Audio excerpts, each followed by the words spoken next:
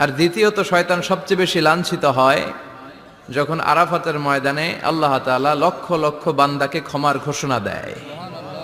সুবহানাল্লাহ কইবেন না? খায়রু আইয়ামিল আরদ, পৃথিবীর সবচাইতে শ্রেষ্ঠ দিন কোন দিন? আরাফার দিন। এই দিনে বান্দা কেঁদে কেঁদে আল্লাহর কাছে নিজের সবগুলো গুনাহ খাতার কথা ঘোষণা দেয় যে আল্লাহ আমি পাপী, আমার চেয়ে বড় পাপী নাই, এই পাপ ওই পাপ আমরা করেছি, একটার পর একটা পাপের ঘোষণা দেয়।